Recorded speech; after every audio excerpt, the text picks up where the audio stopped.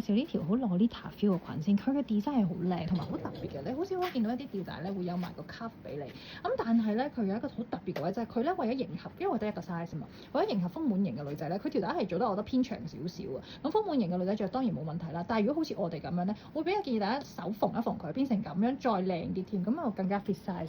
咁講埋佢裙擺啦，其實個裙擺都幾立體，佢係嗰隻迪士尼公主一隻 V 型嘅腰線嚟嘅，都好好睇，攤開俾大家睇下，耶，咁樣都靚㗎。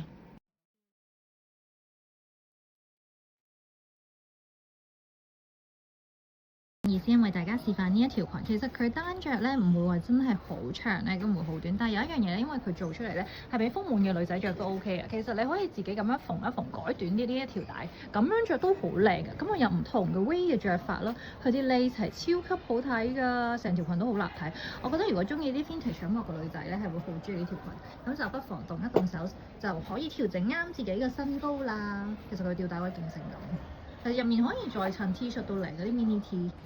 裙咧，其實你亦都可以襯我哋今期新出嘅呢件 T 恤嘅，都好好睇嘅。咁你見到咧，Suki 就算豐滿啲嘅上圍着咧都 OK 嘅。咁佢成個裙擺係好靚啦，有少少哥德 feel 嘅。